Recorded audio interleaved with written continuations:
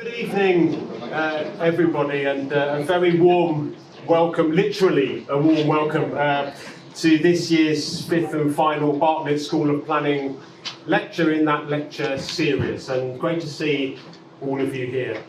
My name is Mike Racco, I'm the head of department here at the Bartlett School of Planning, and I've got the pleasure of introducing this evening's event to all of you. And tonight is a special occasion.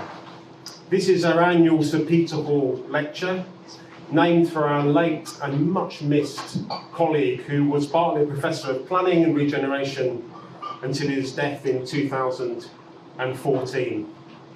Peter was one of the most prolific and influential urbanists of the 20th century, the author or editor of some 50 books, including Cities of Tomorrow and Cities and Civilization, which remain set texts for planning students the world over. He was widely credited with conceiving the enterprise zones, an idea taken up by governments across the globe, and the driving force behind the revival of the Garden Cities movement. But here at the Bartlett, Peter is remembered just as warmly as a mentor, an inspiration, and a friend to all of us. Each year we use this occasion both to remember him and his enormous contribution to academic and public debate, and to bring a leading researcher or practitioner before an audience of colleagues, students and guests to speak on a topic that resonates with his work in some way or way. Tonight's lecture is a culmination of our series this year, which includes a range of speakers, including Gavin Parker, the University of Rydin, who spoke earlier this year about neighbourhood planning in England, Federico Gogorullo from Trinity College Dublin, who spoke about the rise of AI and chatbots within planning, some of you may remember. Simin Devaldi of Newcastle University also gave us a talk earlier this year looking at prefigurative planning and everyday utopias. And David Joyce, who's Corporate Director of Housing and Regeneration at Tower Hamlets, also spoke to us about placemaking in high-density settings. So a range of different talks this year have already taken place, but it is a privilege to close the series with tonight's speaker, Professor Yvonne Rydin, who is of course here at the Bartlett School of Planning. Not least because this lecture comes as Yvonne prepares to retire and take up the title of Professor Emerita here at UCL and here in the Bartlett School of Planning. Yvonne is Professor of Planning, Environment and Public Policy, and over a career spanning some 4 decades, she has become, of course, one of the most influential voices in planning scholarship, not just within the UK and London, but also globally. She has researched and written widely on the governance of and for sustainability, and a constant thread through her work has been to think about the role of knowledge within planning, networks of knowledge production, power, thinking about decision making, but also trying to put that within a wider academic frame, but also a very policy relevant set of work. Much of her work draws on environmental sociology, political science, and STS, science and technology studies, which I think she's made particularly strong contributions within the planning discipline. In more recent years, it's quite hard not to be thinking about drink on an evening with this one, but anyway. In more recent years, she has developed a searching critique of growth-dependent planning into a broader examination of post-growth perspectives, asking what planning can be when we no longer assume that growth is something we can take for granted, or that is in some way limitless or endless. Her influence reaches right across the discipline, from developing our theoretical understandings of planning itself and what planning is and how it's understood, to advancing an agenda on sustainable cities, and to the most recent work on planning without growth. Her remarkable publication list includes recent books on the future of planning and planning without growth, both with Policy and Press.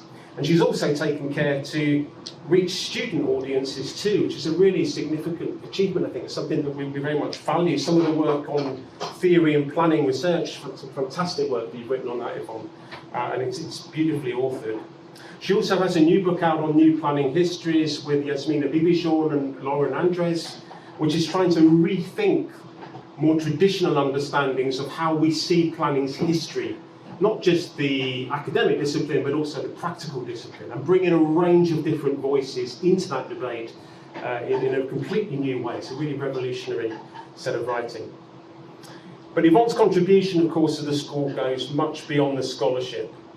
She is our first planning professor here, really, at the Bartlett, and she's been a trailblazer in all sorts of ways, not only in terms of her work, but also in the way in which she's acted as a force for support, mentoring, and basically a good person within the school for all of us, for students, staff, and also PS staff and others who also wanted to point, let me say that they really enjoyed working with her over the years. I'm glad to say it's not a complete farewell this evening. Yvonne will be keeping connections with the department. She's working on a couple of new books, what a surprise, and which is wonderful for us. But tonight does feel like a fitting monument to thank her for all she's given to the department and to wish her every happiness in a very well-deserved retirement. Thank you very much, Yvonne. There will, of course, be an opportunity for questions at the end, after which refreshments will be served over here, including some bubbly for us all this evening. And tonight's talk is building on some of the more recent work and bringing things together, I think, in a really nice, cumulative, capstone kind of way to think about knowledge, ignorance, and planning, an intriguing title. So please join me in welcoming Professor Yvonne Rydin.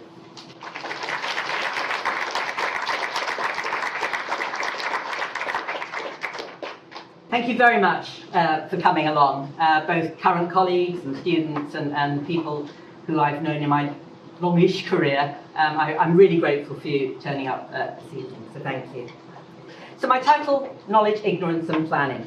And I particularly want to reflect on what the implications of thinking about knowledge and ignorance means for the profession and for the education. I think within BSP we're all acutely aware that planning is a professional activity. Our students come to us to begin their paths to a professional career. We engage with the professional bodies, notably the RTPI and RICS, to get their accreditation for our degrees. And the significance of this is that knowledge is at the heart of the definition of a profession and of a professional. A profession is an institutional arrangement that is centrally organised around a relative monopoly over an area of expertise and associated knowledge. Its members have specialist knowledge, which is seen as higher level than artisanal skills. Further, it relies on this to frame and to justify its role.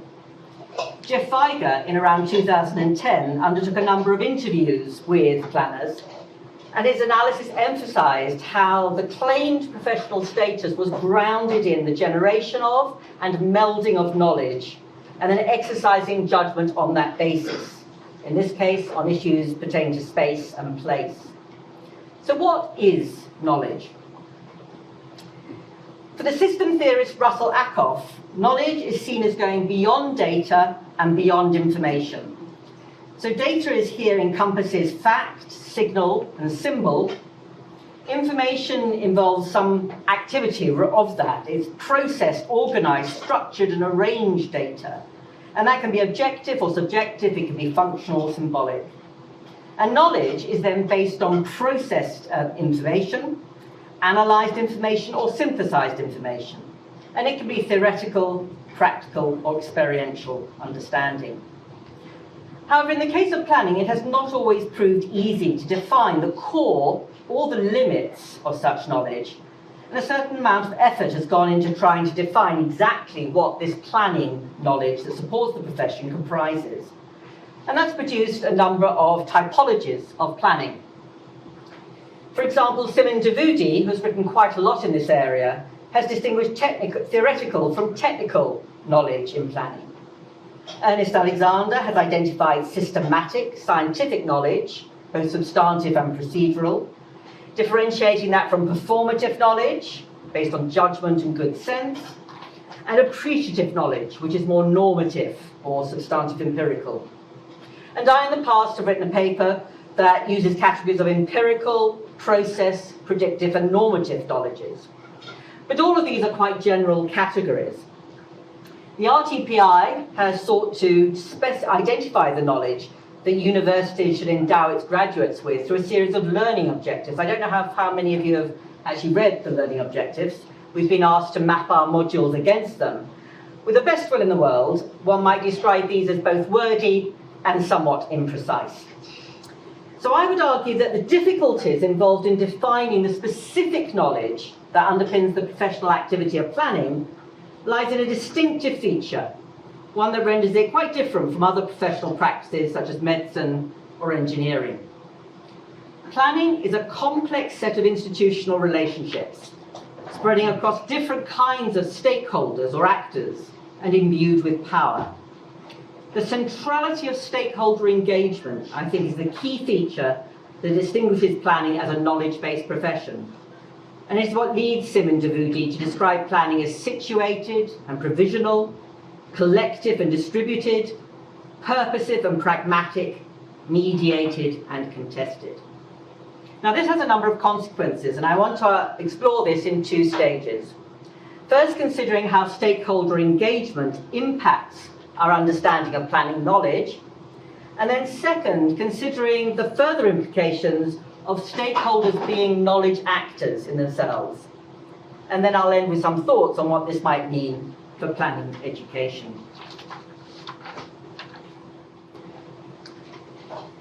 The idea that planners engage with stakeholders is at the core of much, if not most, planning theory and planning research.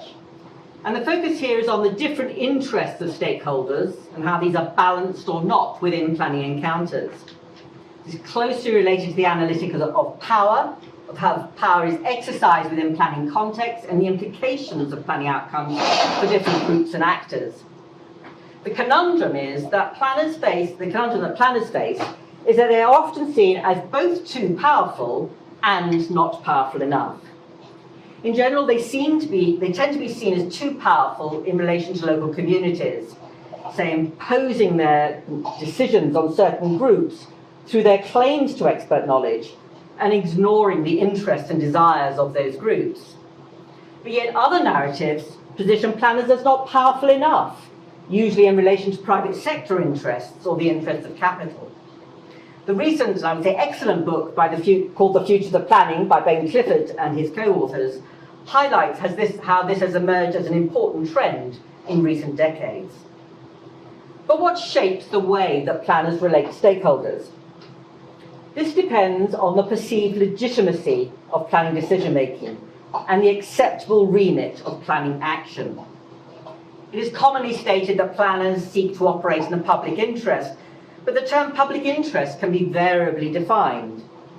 Different cases can be made for what counts as legitimate decision-making in the public interest, and this has indeed changed over time. So what I'm arguing is that legitimacy, the definition of public interest, and the relative power of planners all relate to the currently acknowledged remit of planning systems, and this has consequences for which kinds of knowledge are given more emphasis within planning decision-making. Speaking from a UK perspective, there was a period when urban planning was not just about regulatory control, but involved direct investment and the use of public land to implement plans for new development. The period after World War II in particular was one in which planners led on comprehensive development areas, new towns, and infrastructure construction, bringing their strategic planning, urban design, and project management skills and knowledge to bear. And this may well have been the peak of planners' power as a professional body. As the post-war period continued, there was an expansion in the attempted remit of planners. Moving from a predominantly design-based focus, planning authorities adopted a broader approach, linking physical change to social and economic change. Planning became the task of multidisciplinary teams, mobilizing a range of social scientific knowledge. And this was put into effect through wide-ranging structure plans, seeking to steer processes of urbanization, supported by voluminous statistical reports. I think I came into really working with a profession at a time when the reports of survey and the structure plan were a solid few inches of work that was meant to support planning, decision-making activity. And it was probably at this time that the remit of planning was at its widest. However, Clifford et al. Have surely rightly suggested that this created an almost impossible task for the individual planner. Pointing to, and I quote, an absence of uncontested body of knowledge about the design of the good city or how it could be created, they argued that this led to a shrinking of the remit of planners, who fell back on their ability to work the statutory planning system for their claims to expert knowledge. So we can see how remit and knowledge bases of planning varied over time. At about the same time, there began to be a crisis of trust in expertise. Dick Roth and his co-writers have emphasised that expert knowledge is social and performative. As such, it depends on the perceptions of both the knowledge holder and the recipient of that knowledge, and it requires trust to be effective. As Brian Wynne stated back in 1992, what knowledge may do depends on people's trust in it. However, the ways that the expert knowledge of planners has been operationalised have, at certain times and in certain places, been associated with negative consequences for communities, groups and sectors. And that has undermined such trust and opened up a strong critique of professional knowledge of planners. And this set the stage for the most recent adjustment to the legitimate remit of planning. That is the neoliberal era that has increasingly characterised our society since the 1980s, with the emphasis on deregulation, land transfers from the public interest, and the facilitation of private sector urban development.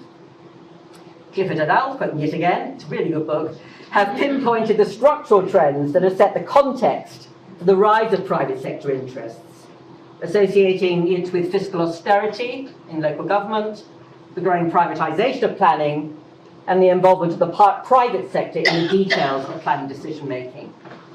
And as Mike Greco and Federico Savini have documented in their edited collection, Planning and Knowledge, this period has seen the knowledge of private sector actors come to dominate planning debates and decision-making.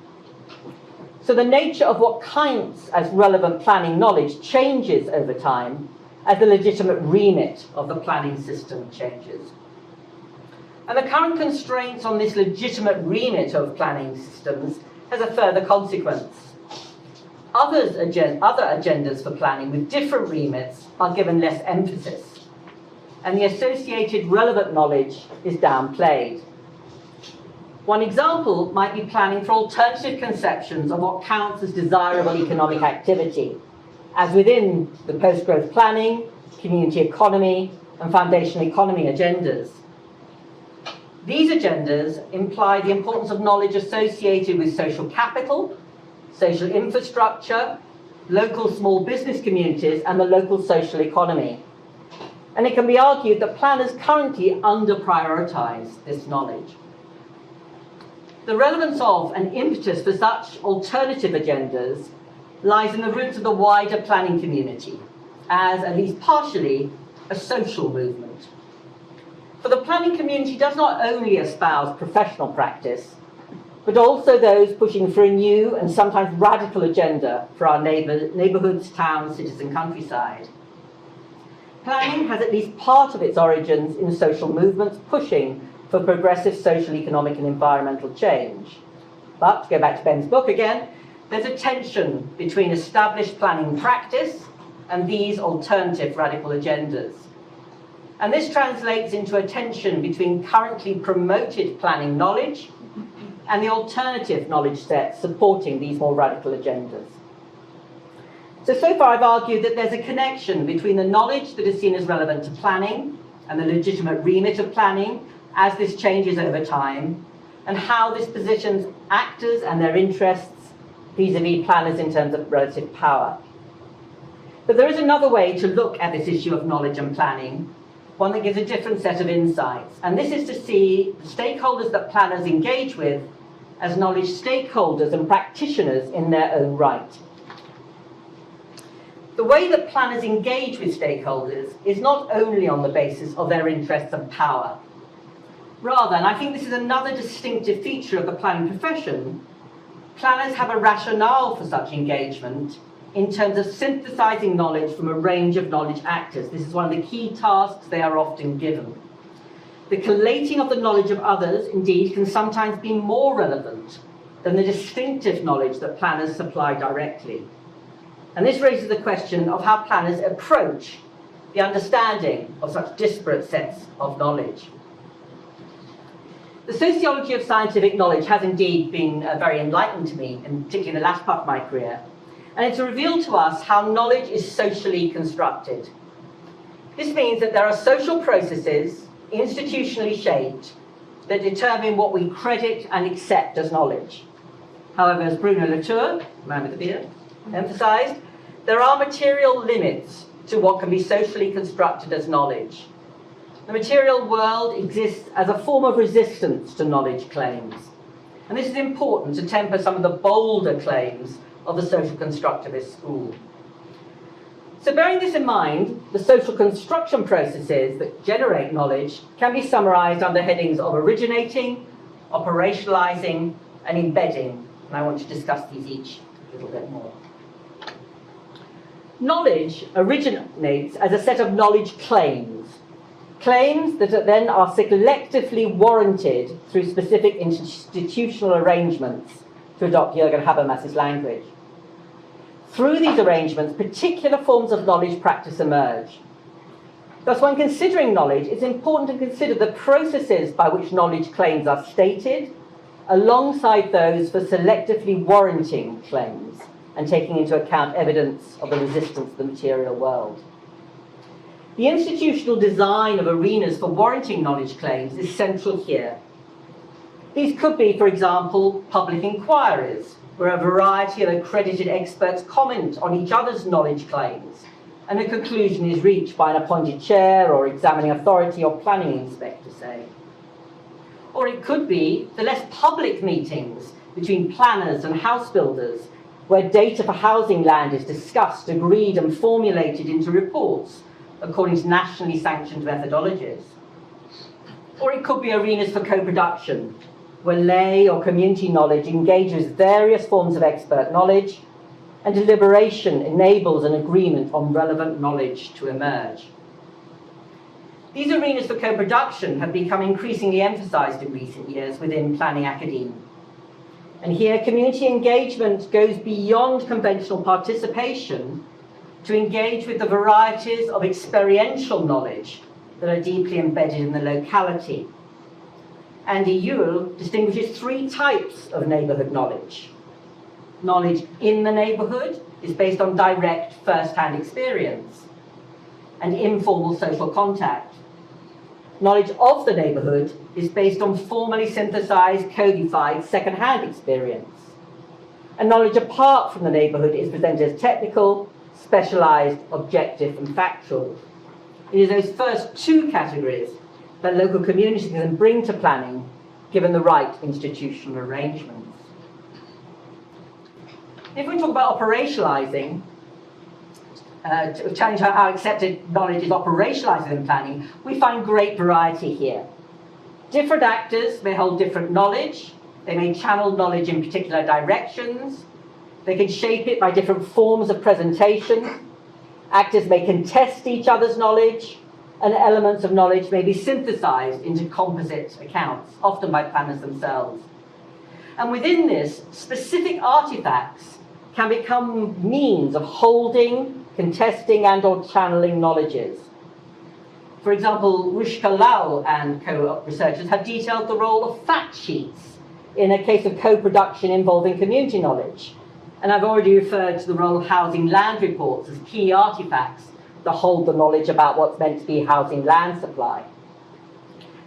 But in my work, I've come across what seem to be four particular modes of operationalisation that are important within planning. Firstly, black boxing.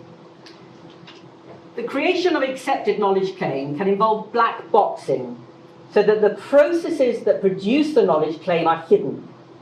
All that is emphasised is the outcomes or conclusions as to what is indisputable knowledge. Indisputable because there's very little scope for unpicking how that claim was created.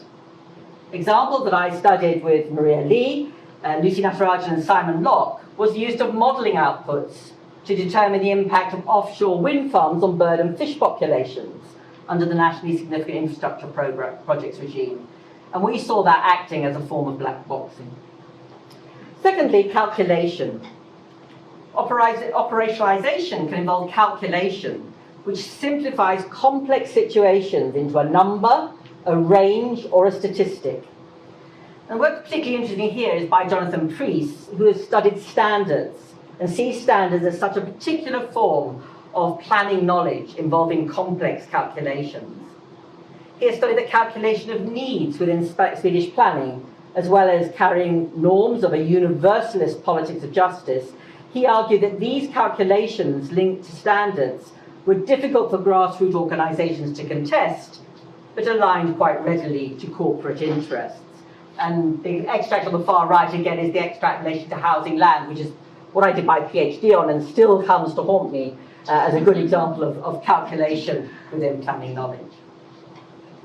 Thirdly, mapping. Mapping is another way in which knowledge is presented and is very prevalent within planning because of the interest in space. Such mapping is never neutral. Alva Zala, again working with Jonathan Preece, looked at the role of mapping in Rosengård, Malmö in Sweden. Here, the planning vision that was being promoted was of a near, dense, green and mixed city. And this meant it was seen as necessary to build on the generous green spaces in the modernist developments of the areas. So export knowledge unmapped existing green spaces and defined them instead as problematic spaces requiring intervention and thereby enabling their redevelopment. And lastly, categorization. Freeman and Sturdy identify a number of different bases of categorization. Categorization can be on the basis of source or derivation, epistemic content, characteristics of those who have a hold it or functional purpose. One good example of this within planning is the categorization of landscape quality, which is a notoriously subjective notion. Where putting land into different categories can act as a basis for decision-making about developments that may then impact the landscape and short-circuit some of the discussion. Thus, knowledge practices in planning can take very many different forms, and there is considerable work to be done in moving across these different forms, as well as developing knowledge within each one of them. If I turn now to embedding. Freeman and Sturdy also have made a useful contribution to understanding knowledge practices in terms of the way that knowledge is embodied in human beings, embedded in texts and instruments, or emergent in practice. So embodied knowledge is the knowledge held by human actors or employed or expressed by them. It includes tacit knowledge, practical knowledge, gestural knowledge, as well as embodied skills. And we do not perhaps study such embodied knowledge enough. An example of this is provided by the role that site visits play in planning decision-making. In studying the renewable energy infrastructure projects I referred to earlier, we saw the importance of occasions where the relevant planner, in this case an examining authority or a planning inspector, traversed and viewed the potentially impacted landscapes and seascapes during accompanied and unaccompanied site visits. Inscribed knowledge is contained within artifacts and can comprise information, description, instruction, visual representation, argument. Some artifacts are important in mediating or informing interactions, and also in constraining or disciplining those interactions. But their key characteristic is their relative mobility, relative stability, and capacity for reproduction. And as such, they're important in the mobility of knowledge, how knowledge moves between actors. To reference Bruno Latour again, they act as immutable mobiles. Planning involves a mass of such artifacts, including plans, codes, ordinances, as well as physical models, virtual models, spreadsheets, maps. A key part of what planners do is engage with those artifacts, and hence with the knowledge that is inscribed within them. And lastly, enacted knowledge is the point at which the status of embodied or inscribed knowledge becomes apparent, and it requires meaning and significance. Here, knowledge becomes a relevant factor in planning decision or discussion, changing the course of planning decisions and associated outcomes. In discussing different forms of way knowledge is operationalised, Freeman and Sturdy remain very committed to an enlightenment view of knowledge and see this enactment point as where innovation and transformation occurs and novelty arises, although they do warn of the essentially transient nature of enacted knowledge. So given that planners are engaging with knowledge claims from very many different knowledge actors, they need to be alert to these varied forms that knowledge claims take, and they need to understand the implications of these different forms. They also need to be able to assess how they were warranted. This does not mean being an expert in all the fields from which such knowledge claims might be drawn. That would clearly be an impossible task. But they need to develop a critical perspective in order to question such claims in the various arenas in which contestation and warranting occurs. And they need to be alert to the different ways that operationalisation and embedding occurs and how this impacts planning practice, looking for those points at which knowledge claims can be questioned. Now, the discussion of planning knowledge often betrays its enlightenment assumptions, in that it very rarely considers the absence of knowledge as anything other than a void to be filled with more and better knowledge. For example, Matthias Gross derives a threefold taxonomy of ignorance as non-knowledge or lack of sufficient knowledge, negative knowledge or what is not known, and extended knowledge, which uncovers new ignorance by seeing the limitations of new knowledge. All of these basically see the problem as not being enough good knowledge.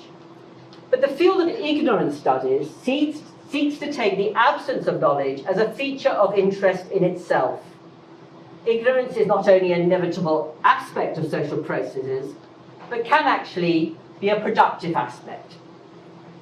For example, the rational choice or public choice school of analysis works with the concept of rational ignorance, a situation where it is rational to remain ignorant because the costs of obtaining knowledge outweigh the anticipated benefits of this knowledge. And I think a moment's reflection will reveal just how common rational ignorance is in all our daily lives. Another reason for not seeking to obtain more knowledge is the recognition of the problem of information overload, or the existence of cognitive limits to processing and benefiting from more knowledge. From this perspective, rational ignorance is not only inevitable, but can actually be beneficial in that it allows more efficient decision-making. And this category certainly goes some way to explain path dependencies, where actors continue to repeat actions rather than spend resources, including time, on investigating new pathways. This is highly relevant to situations of risk and uncertainty, where more knowledge may not be able definitively to indicate what a future outcome may be, and operating in the absence of knowledge is inevitable. Then there is the examination of the consequences of ignorance of one's own ignorance. This is also known as the Dunning-Kruger effect in psychology. This leads to ignorance being disguised by a variety of tactics. And these can include overclaiming the knowledge that an actor has. It's a rather strange term, non-attitudes, where people continue to claim opinions even when they cannot have the relevant knowledge to underpin them. And another category that speaks to many policy situations is reach around knowledge. This is where actors use the knowledge that is readily available rather than searching out domain-specific knowledge, cobbling together sufficient information to generate a plausible, but not necessarily correct, response. All these approaches can lead to repeated mistakes, as well as a failure to recognize the mistakes are being made. But they are a necessary consequence of the inevitability of some ignorance. And this leads on to an appreciation of the positive nature of ambiguity, and further the potential for the active use of such ambiguity alongside strategies of obfuscation and inscribed fuzziness, say in plans and other artifacts. This is not just a reasonable response to an unclear situation, but rather an active way of using lack of clarity to shape the planning agenda and aspects of planning practice. In a case study of Pune, West India, Persis Tarapavala looked at bureaucratic ambiguity. That is, an organisation purposely using not knowing or changing the parameters of knowing so as to renegotiate their role. They saw such strategic ignorance as involving useful uncertainties. Fuzziness was inscribed into plans and strategies to make space for such uncertainty. And in his award-winning planning theory paper, Thomas Bühler makes a similar point about the way that vagueness in planning documents can be a resource, in the case of his research, to hedge against unwanted public commitments in transport planning, given prevailing tensions and uncertainties. However, when discussing how ignorance is not only inevitable, but might actually be a useful resource, it's important to recognise that there is a darker side to the use of ignorance. That is misinformation, lies, and deceit. And the concept of toxic ignorance has emerged to discuss this. Toxic ignorance can be plain fakery, in which there is a lack of supporting information, but claims are made anyway. Lies, prejudice, and denial fit in this category. Crystal Legacy and her co-writers have applied the idea of gaslighting to understand how doubt can be actively generated through a mix of practices such as projections, manipulation, lying, and scapegoating in planning context. The aim can be to invalidate certain existing knowledge claims, to shape actors' sense of their own morality, or to emphasize social identity and difference. And they saw these techniques as being actively used to normalize oppression in planning contexts and the testimonial capacities of the oppressed. And I put the quote there, the gaslit person learns to speak only those truths that align with the beliefs and values of the gaslighter. It is therefore important to be alert to all varieties of ignorance practices as well.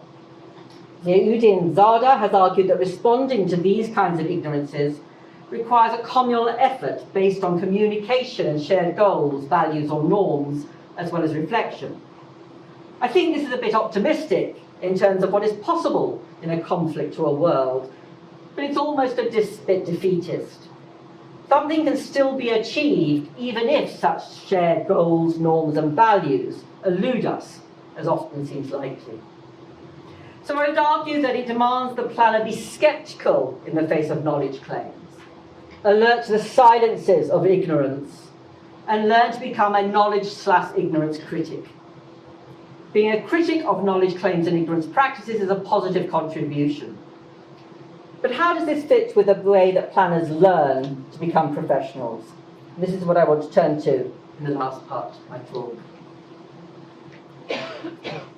I'd like to start by turning back to work by Patsy Healy and Hugh Thomas in the 1990s, looking at what planners need to know.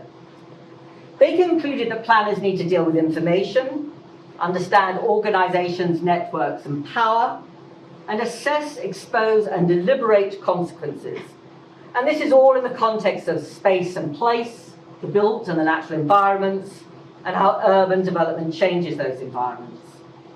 So within universities, we seek to teach planning students how to understand urban, rural, and environmental change, and to introduce skills that could help with shaping that change, including design skills, management skills, and governance skills. However, all the literature on planners, on how planners learn, emphasizes that they learn much of what it means to be a planner on the job. While higher education institutions start the process of education, that is developed through communities of practice, as Etienne Wenger termed them. These communities of practice can be found within the planning profession and inside planning organizations, such as local authorities and consultancies.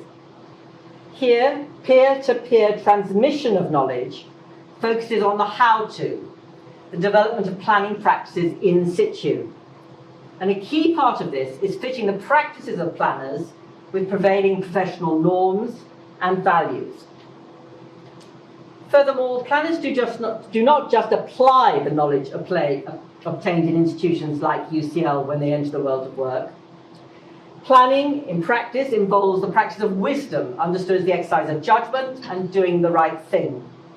And again, there's a link back to the norms and values of planning practice. The reflection on one's own experience and on the practices of others also plays a central role. Now, Simon Davudi has been particularly vocal in expressing this perspective. What planners know is not entirely held in their memory, codified rule books, databases or website, but is embodied in the actions in which they are engaged. Often, they are taking action in complex environments with little or no codified knowledge available to them. So Davudi emphasizes that embodied, embedded and enacted knowledge allows planners to look beyond codified knowledge and thus become seasoned planners capable of making practice judgments. Planners thus, in her view, entwine techne as a strongly contextual form of knowledge production with episteme or episteme. And I asked about the pronunciation and they both came up. The sets of universal principles of meaning that can be applied in a wide variety of settings. And thus, she sees universities as having a role in setting the groundwork for technical expertise or episteme. Now, there is much truth in this, of course, but I think there is also a danger. And that is the reliance on learning in situ can embed existing ways of doing things, including acceptance of the dominant remits for planning and an unwillingness to include other agendas. This becomes expressed through the accepted norms and values of contemporary practice, and then through the prevailing exercise of knowledge and ignorance practices, path dependencies become entrenched, including undesirable pathways. So if this is to be avoided, the development of critical faculties in relation to propositions, proposals and arguments is key. And also, centrally, the challenging of the knowledge and ignorance practices at the heart of planning. I would therefore suggest that this needs to be at the heart of the university project. But how do we enable such a critical edge and an engagement with knowledge, ignorance practices within planning education? I would see the essential pedagogic task to be the fostering of graduates who are confident to question in their daily planning work. While they clearly need the technical knowledge relevant to the understanding of built and natural environments and the role that place and space play, universities should not limit themselves to such detailed technical knowledge. Planning students need to understand the processes by which knowledge is socially constructed, alongside the epistemologies that reveal the resistance of the material world to certain constructions. This would then place them in a position to be sceptical of knowledge claims, pending further investigation and questioning. They then need to be able to practice such active skepticism through exercises of various sorts. The rise of AI-assisted technologies, I can not mention AI, is rendering this ever more urgent. AI is changing how we read, research, publish and teach. It is also changing planning practice and the practices of stakeholders who engage with planners. The speed is phenomenal. While AI is currently better at replacing tasks than jobs, this may not stay the case. It is less adept at embodied practices, but advances in robotics combined with AI may change even this. It is said not to be able to emphasize, but chatbots can already simulate this.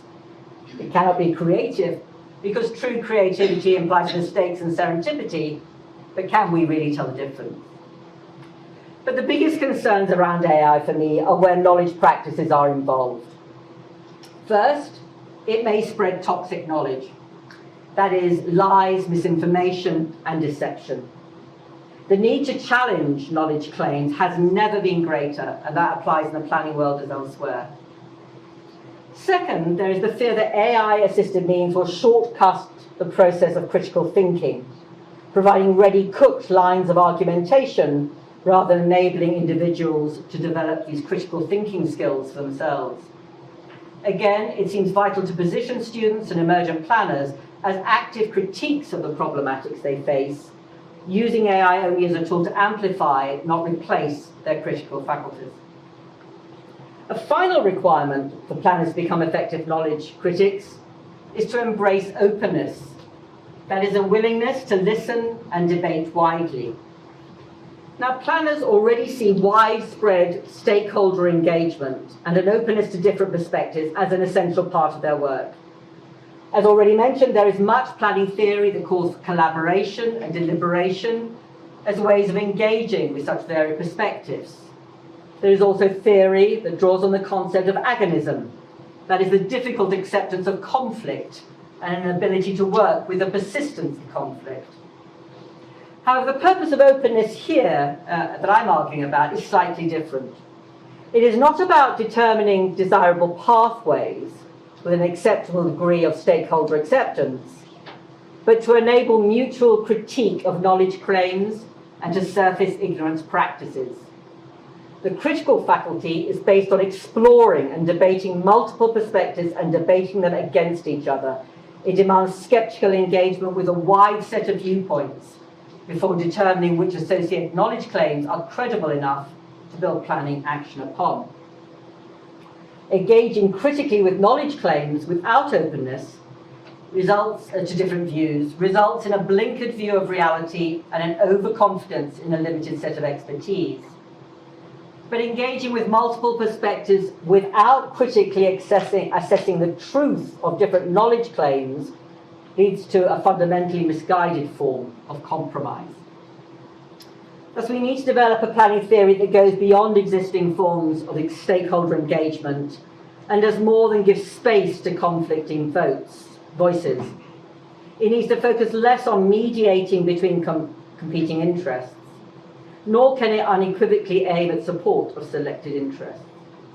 Rather, the focus should be on questioning the knowledge claims presented across all stakeholders. For example, co-production with local communities should be on the basis of testing which of their knowledge claims are robust and relevant, not just seeing all such claims as valid expressions of community voices.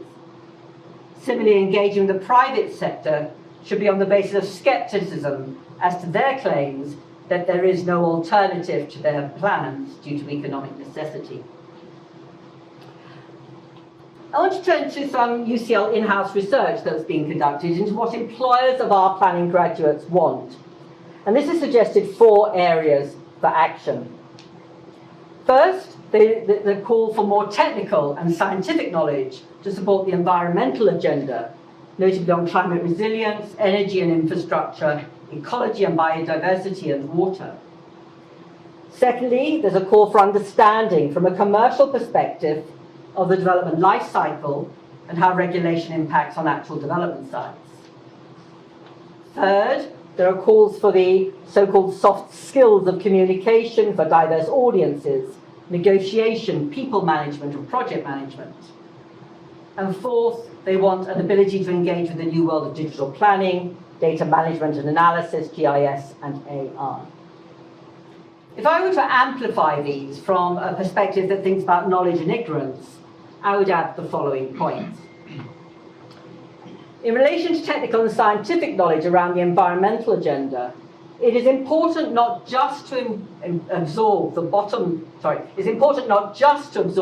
line of warranted and widely accepted knowledge from scientists and technical experts, but also to be able to challenge environmental claims that are put forward by others.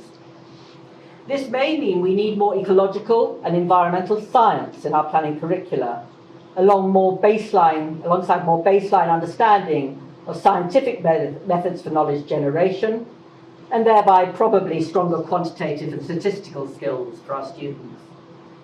They should not simply be accepting the environmental knowledge that stakeholders provide. In relation to understanding the development process, our students do need to understand current ways of evaluating sites, buildings and projects from a commercial perspective. But this is not just to appreciate the developer's perspective, but also to be able to assess claims that may be put forward by commercial actors. That is to challenge the prevailing ignorance practices of the commercial private sector. And again, this requires confidence in quantitative discourses, that frame such accounts of the development process. Part of this may also involve wider appreciation of alternative ways of evaluating sites, buildings and projects as part of the discussion of alternative planning agendas. Thirdly, in relation to soft skills, there is much emphasis on managing people and their interaction, on deliberation, on mediation. I would add to this the need to be able to handle a much greater level of conflict than we may currently be comfortable with. Operating within agonism should be central to such soft skills. And to be effective, this will probably require new or expanded modes of teaching around role play, as this cannot readily be learned from text. In relation to the new technological world of planning, this is probably the greatest challenge. I have already alluded to the massive changes that AI is bringing. At present, it would seem that a sensible response to AI when thinking about knowledge, ignorance, practice and planning is as follows. Keeping on top of its current potentialities within planning and urban development practices, particularly the more customized application of AI technology. We get very concerned about the use of large language models in assessment, but there are a lot of other more tailored uses of AI emerging out there.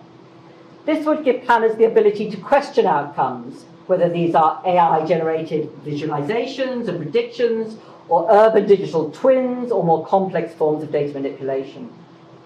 Given capacities in universities and private practice, this is likely to involve partnership with external organizations, which should always be in the framework of critical reflection on what is learned. I would also suggest maximizing interpersonal interactions in teaching contexts, possibly in assessment also, so that learning occurs through embodied experience alongside other means. For example, exercises such as role play around situations of conflict and arenas for challenging knowledge claims or ignorant silences can highlight the embodied aspects of knowledge practices. And lastly, keeping pedagogic tasks highly situated so the complexities of the sites in which planning operates are apparent and are dealt with in detail by including lived local experience rather than through AI-generated generalities. AI may help summarize some of these complexities, but planning in complex situations requires situated critical thinking skills by planning students and practitioners. Now, I know that many of my colleagues are actively considering these and other innovative ways to incorporate, cope with, and restrain the influence of AI within their pedagogy. With a focus on knowledge and ignorance practices, we need, within planning education, to marry these possibilities with the maintenance of a critical edge through more debates, more discussion, more testing out of different perspectives and of apparent statements of knowledge, more questioning of each other, both students and staff. We should never forget that the most important word within education is the word all infants know and use repeatedly. Why? Including why is that true? So I hope I have persuaded you that more emphasis should be given to the role of knowledge and ignorance practices within planning. This involves recognizing those practices and being alert to their impacts. It also means maintaining a non-relative approach to knowledge. There are truths, and it makes a difference if planning proceeds on the basis of such truths. Planners need to be more willing, more confident, and better equipped to engage with the knowledge claims and ignorant practices that they will encounter, and to challenge both in the name of providing a sounder basis for protecting and improving our built and natural environments. And within universities, it behoves us to equip young planners to be strong knowledge critics. Thank you.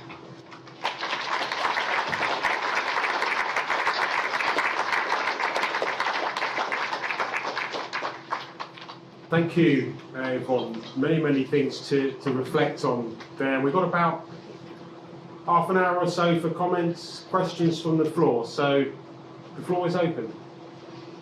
And when you speak, would you just say who you are as well?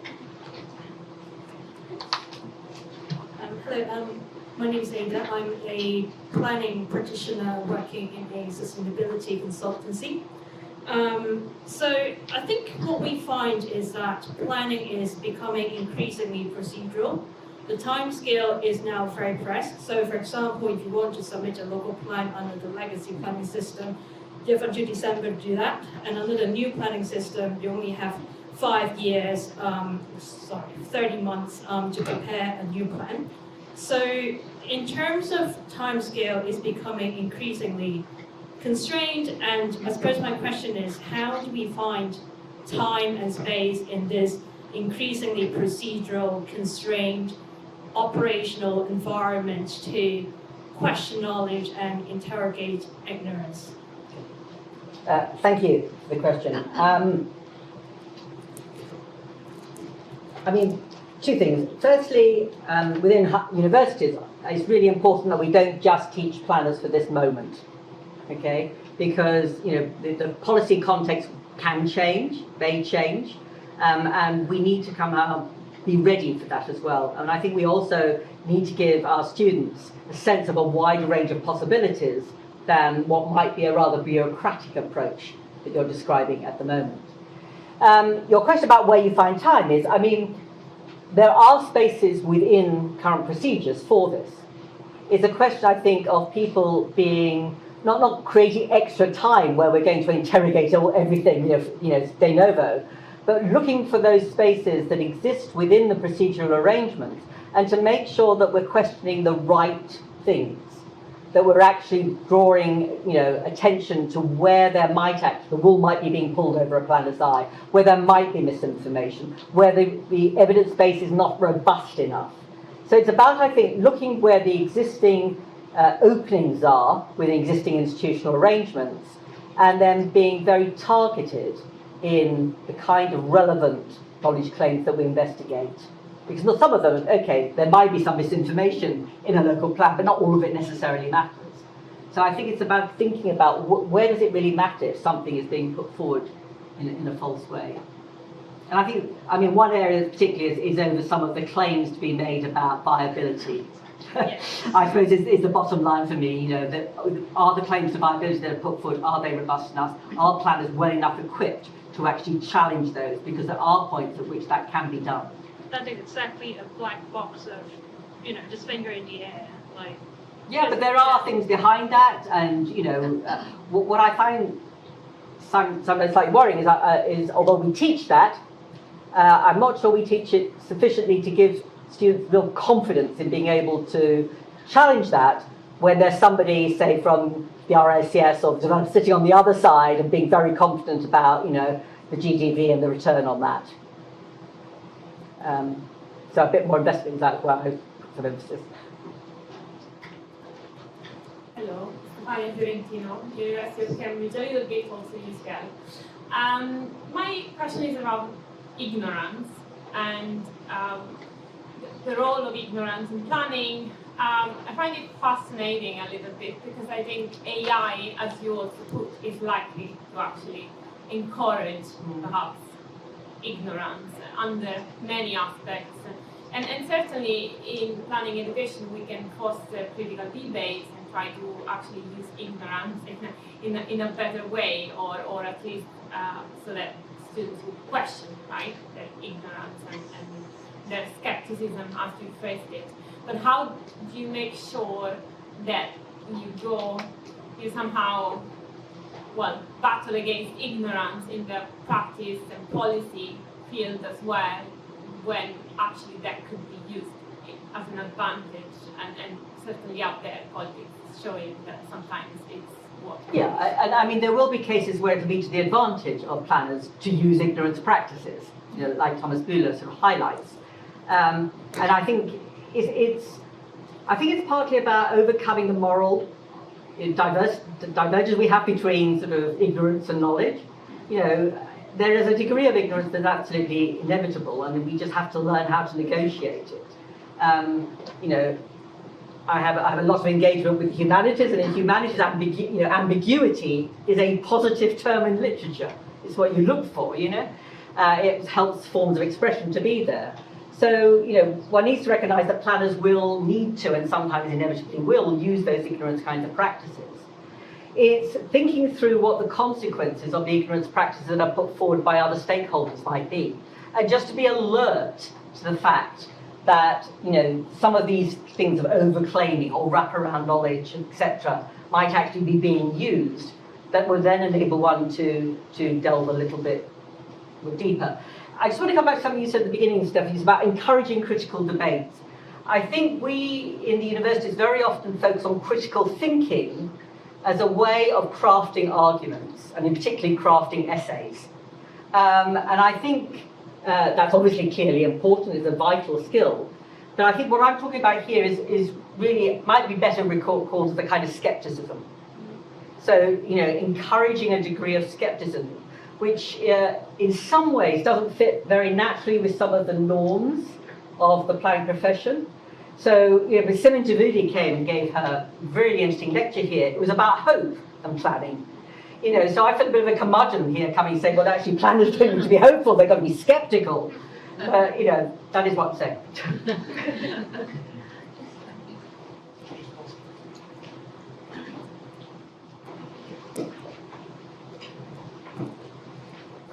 Thanks for a lovely thought-provoking lecture, Yvonne. You mentioned the RTPI learning objectives in passing, and you rather dismissed them very quickly, which I thought was exactly the thing to do.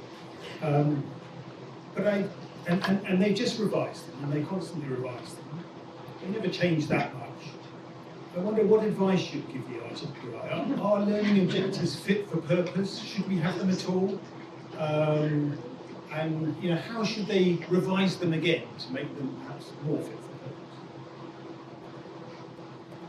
Yeah, I have to say, good or bad, I've not been involved in some of the educational debates where the details of these have to be discussed with the RTPI. And I'm not entirely sure how other professions frame what they do. But I suspect that they do it in a way that is much more concrete, you know, much more concrete, recognised areas, whereas, you know, the learning objectives are always to enable students to explain and understand, you know, which feels to me like a general educational goal, sure, but it's slightly concerning that the planning profession has always tried to be so all-encompassing that it can't say these are the things you actually need to know. You need to be able to, you know, do a particular kind of calculation. You need to be able to design a particular kind of plan and what have you. I think I'm fudging it really because I'm not entirely sure what role those learning objectives play. I mean, we get them, we go through, we filtered a matrix, haven't we, of all our modules against these learning objectives. How useful is that? You know, I'm not sure how much time we all invested in that, frankly, and I'm not quite sure what the RTPI are going to do with it. You know, the RTPI need us and we need them, and it's a symbiotic relationship, and hence programs get accredited. It seems to me almost that the way they've done it suggests a sort of lack of confidence by the RTPI itself in what it thinks planners should know these days. Which in the past, I think it was much clearer. They had a clearer sense of what it was. And that may be something to do with the weakness of it as a profession, vis-a-vis other kinds of professions.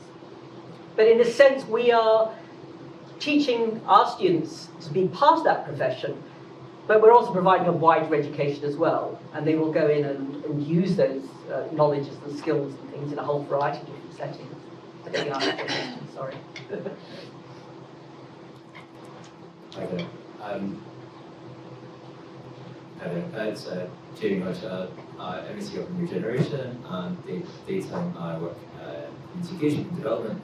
I thought what you said about misinformation and AI, and obviously when we talk about social media and the role of social media in planning debates is really important. Your point there about social skills, social engagement, training people how to debate and how to push back and how to raise issues. One of the things I've seen quite a lot is local authority planners don't often feel empowered enough to actually call things out when they're wrong, whether that's to a developer, or to a community group, or to a very loud local politician, or an anonymous online campaign. I think it's a really important part of universities to empower and teach people how to push back and do it in the right way. It's all well and good saying universities can teach that, but people don't feel empowered in their role to do so, and there's definitely a role for certain professional institutions to support members and others in doing that. But I think that point about engaging, and you made a point there about diverse communities and listening to less heard voices or people that don't necessarily engage. So I think, yeah, it's not really a question, but just very much backing up what you say there about the importance of those social skills and how planners really need to be empowered and have the confidence to do so. Because trust me, the ones on the other side know how to do that, and often well resourced, well funded, and know how to do it. So yeah, very much thank you for it. So. Thank you for backing me up. Yeah, I mean, I think key to this is actually making sure that we have those debates with as wide a range of views as possible. And we've had some discussions about it within BSP about how it can sometimes, in current political circumstances, feel uncomfortable to have certain kinds of debates. But in a sense, we're going to have to embrace that in some kind of way if, our students are going to be able to go out and, not just say, well, this is how the world should be. They have to engage with the world where the world actually is. And it will require more thought exactly as how you actually empower them internally. I mean, obviously, you're right. I mean, planners currently don't feel empowered because of the current remit of planning is quite narrow, quite specific. But I would, again, say that may change. No. Thank you again. Dan Grant, UCL, Bartlett School of Planning.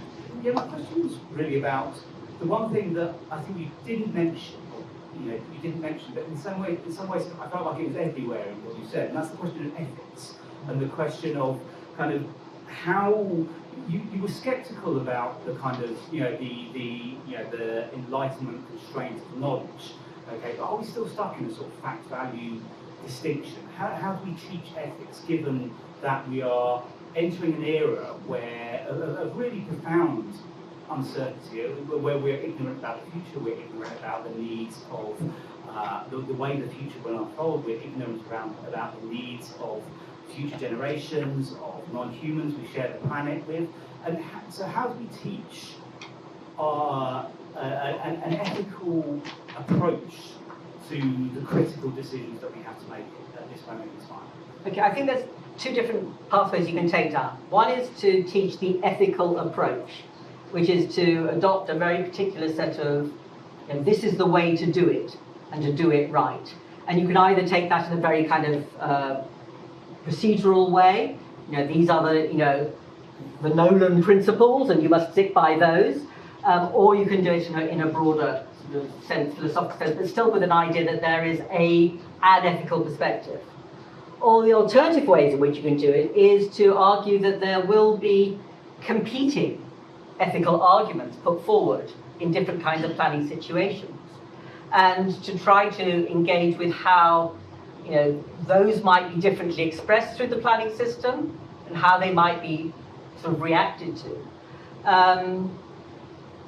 Yes, I mean, I think you're right. It is running there sort of through the talk. Although I suppose what I didn't want to do is to reduce planning to either the balancing of different interests or the sense that there is simply a right way to do planning. What I wanted to highlight was the fact that there are certain kind of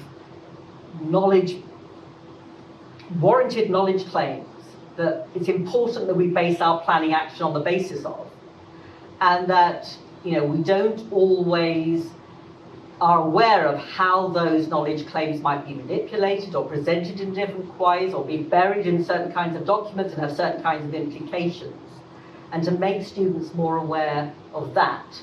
So while yes, obviously the ethical issues do run through planning, just as power and politics and does as well, I wouldn't want to reduce planning to the ethical way of doing things. So what I'm trying to highlight is the importance of certain kinds of knowledge as to what planners actually do, and the implications of getting that wrong as well. We have questions or comments. Maybe I could take chair's prerogative and ask you a question, Yvonne. Maybe just to reflect on the last 20 years of being here at Bartlett School of Planning, and how over that time your teaching has changed to take on board some of the questions the challenges that you raise in what you said. If you could look at your own teaching career development So it sounds like a job interview. But actually, just to share that, actually, how ways of teaching change to reflect some of these provocations and questions that you're... I think to some extent I wish I'd thought about this earlier on, is the truth, is the answer to that. I wish that there were more opportunities and space for things like role play and stuff, because when I've done some of it around mediation, it's been quite productive, but it takes time and space, and you've got the rest of the curriculum on the module to get through. So I feel that, I mean, I have tried very hard at various points to teach students the quantitative basis of development appraisal and investment appraisal. I still think that kind of should be given more emphasis across the board. I know we've changed the syllabus and we've made it a larger part of pillars now. So I've tried with that, but I think, I mean, these are reflections that come at the end, unfortunately, which is why I'm telling you all this now, rather than, you know, starting at the beginning. And I think also what I have tried very hard within my teaching practices is just try to be engaged with what the contemporary planning theory and general ideas about planning has been about, and connect that to what I happen to be teaching them, whether it's urban regen or some form of planning practice or whatever. And of course that has moved over time. I mean, I started at a period where collaborative planning was just emerging, and then there were all the debates around collaborative planning, and so, you know, it's gone on through different sort of phases of planning theory. And perhaps I'm just proposing this will be the phase for the next one to come. Maybe as a follow-up, how is what students are looking for from us, from you as a lecturer, how's that changed over 20 years? Would you say, do you reflect a little bit, because the conversation here was very much about us, so that's quite right, but I'm just wondering how the audiences we're dealing with, the student audience in our teaching, how has that changed? I think, I mean, I was talking to somebody beforehand, and then we were saying, you know, it's hard to be young now. You know, it's not easy, and I see some degree of nervousness about, you know, what the world has to offer, and I think that is leading to a sort of pulling back to what might be seen to be the accepted core of sort of what they need to learn and what have you. I mean, I've taught in many different institutions over my career, you know, De Montfort University, University East London, and LSE. And great variety there between those that are happy to engage with issues of principle and theory and generalities, and other forms of teaching which involve a lot more development of specific practices. And there's something to be said for that. There's something for, it's about giving this confidence. I mean, you have to practice something before somebody can leave here and go out and practice it. And that does just involve a slightly different kind of teaching that perhaps we could think about including.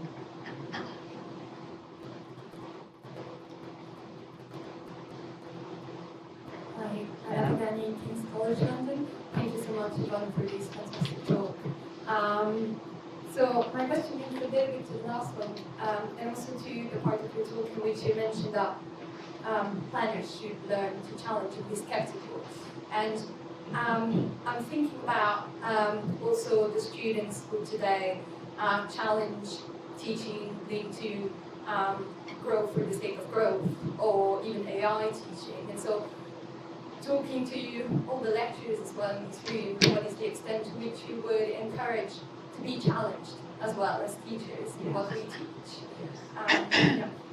Absolutely, yes. No, I think that's absolutely right. And I mean, you know, I think that's a very productive thing for students. You can see it particularly in the economics faculty here, where, you know, after 2008 there was a big movement amongst the students, but they hadn't been taught the kind of economics and able to understand what had gone on.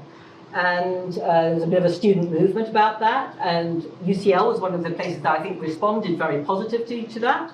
So if you look now, and I did actually have a look at what the economics curriculum was here out of curiosity, it has changed a lot from what was the basics before.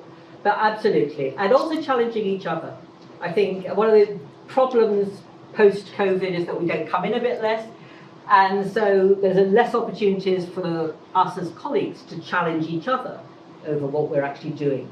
And thinking we listen, but find out, oh, you're doing that and the other. That you're right. That takes a bit of space and time just to actually do that kind of challenging. Hi, Yvonne. Hello. I'd like to second your thought on valuation. You taught me valuation years back here in the school. So I had a question actually about the difference between knowledge production in the academy and knowledge production in planning. Because they're kind of different things, and I was trying to formulate a question that would be around the quality. Like we produce what we think of as interesting knowledge here, and a lot of our work as a planner, a lot of the knowledge I work with in planning, it's kind of boring, and you know that's kind of crassing to say, but that's what it feels like. And there's something not just about the value or the robustness of the knowledge, but also the quality and the rigor of it. That there's something, you know, when you've seen yet another viability report or yet another, you know, SHLA or whatever, like it's kind of generic, and this it's hard to reconcile itself with, I think, actually. Or I find that. I mean, you've been all over the stuff at both ends. So I wonder how you reconcile the differing qualities of knowledge that you have to work with. Well, yeah. We don't just explore knowledge that are interesting. I think it's one of the great privileges of being an academic that you have some space to do that.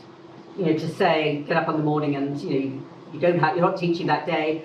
What am I interested in looking at? That's a huge privilege. Most people don't get paid to have that privilege, I have to say. So it's great. But that's not the only thing we do, okay? Because we do have to respond to what the RICS, the RTPI want. We do have to produce students who are going to have a CV that will get them a job. We do have to respond to demands for policy impact, which then constrains a certain kind of agenda that we can work on. That there are also just prevailing kind of norms about that you can sometimes see that, oh, this is what one's supposed to be researching on. So you get slews of people working on something. Because I would say that happens less in UCM, perhaps a bit less in the English system than I've seen some other places. So it's not just that we work on interesting stuff, it's just that there's a variety of different pressures operating on us. From our student base, from our employers, the employers of those students, from research funders, from our peers, and so on and so forth. And of course, once you're in a commercial context, and I mean, I sort of first encountered planning operating in a commercial context, working largely for developers making planning applications. It is commercial. It's a commercial activity, and the best thing is you can produce the most sellable work with the least amount of time and effort, which is why you get an awful lot of that cookie cutter type reports, because they have been cut and pasted. Of course they have. That's what you do. Otherwise, you can't afford in a commercial consultancy to write everything from scratch. So, I mean, these are just some of the pressures that we kind of have to operate with and do our best within. Okay? And I think, all I'm trying to argue is that, to feel confident enough to question, there'll be a point at which you get a report comes across your desk and you think, I can't face this anymore. This needs to be dug into. This needs to be questioned and unpacked. And we need to make sure that we've equipped our students with the capacity to do that. Hi, I'm Tom Cohen. I'm a transport researcher. Thanks very much, Yvonne. I'm really sorry I missed the beginning. I was ignorant of the start time. But my question actually goes back to what you said about the social construction of knowledge. And I wonder if you can follow up on your publication and give gifts to those who will be teaching. Sorry? Am I being amplified at all? Yeah. Okay. I wanted to ask you about your point about social construction of knowledge. And I think you said that planning students need to be taught this. It's not obvious to me how you would teach the social construction of knowledge. If you have any thoughts as to how you would? Well, I mean, we have a whole department of science technology studies that does this all the time. I mean, I've taught this. I mean, when I was teaching, at the time when I started teaching environmental topics, there was a guy called Mike Redcliffe who was very influential in that, and he actually started up by, I'm not sure this was an entirely helpful thing to do, but he started out by framing environmental claims as socially constructed, and used that as a kind of launch pad for the social science research on the environmental agenda. Partly because it just requires a little bit of reflection by the students. So it's not about sort of teaching them a kind of technique or teaching them a body of theory that obviously one can go through various people that have written on this, particularly from sociologists and such. But it's also, particularly if you have a cross-cultural group of any sort, then you can very readily start to explore the way in something that seems very straightforwardly, an environmental asset is actually viewed very differently from different cultural perspectives. I mean, we had a project, I was involved in a project on green space with Italians. And we thought this was going to be completely unproblematic, green space. And then we found that actually we had completely different ideas, the Italian and the UK team, about what a green space was. And we actually had to spend quite a lot of time trying to come up with some common understanding around that. So, I find the social constructivist thing, there is a literature you can go through and a theory you can go through, but it's also about, unsettling the taken for granted. And, that one can always do quite readily inside, pedagogic practices. It's one of the fun things to do, I think, often. Okay, time for one final question.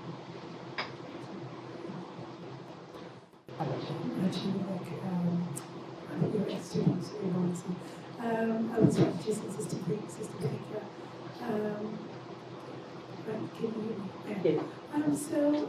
Thank you for this valuable topic and kind of delving on the difference between ignorance and knowledge. And it made me reflect that planning is often so close to architects and the practice of architecture, of the product of architecture, but yet so far from design in terms of ways of thinking openly and the design thinking in particular. What do you see as the opportunity within the planning department of universities for more kind of interdisciplinary perhaps art, humanities, those types of teachings? Within actual departments? You mean practicing departments? Or within planning departments. You mean planning departments, not university departments? University departments. Yeah. I suspect in actual planning departments the scope is limited because we know the resource constraints that everybody is under in that kind of way. In universities, I think we do a huge amount of interdisciplinary work. I think when we've usually sort of mapped what various colleagues are doing and who they're working with a very wide range, of different departments and disciplines and what have you. And I think that's great. That's absolutely to be encouraged because it all helps with new kinds of insights. Our students, I think they're already dealing with a very wide range of different disciplinary perspectives. I'm not sure that adding more into that is absolutely necessary. It's ensuring that they feel able to handle. I think, again, go back to this point of confidence to handle any perspectives that come from different sides, even if they are from humanities and what have you. I have to think about that one a bit more, actually. Okay, well, let's draw things to a close. So just to say thank you. Can I also just you've done. take 2 minutes to make some thanks? Of course you can. Thank you. Because this is my last sort of public event, I do want to just give a few thanks. I would particularly like to thank Matthew Carmona, and Mark Tudor-Jones, who brought me to UCL and to BSP some 20 years ago. I'd like to thank Matthew, Nick Gallant, Claudio de Macalese, and Mike Racco, who've been incredibly supportive heads of the school. Thanks to them, and also to Lisa Ferland, who's been there all that way and supporting all of them.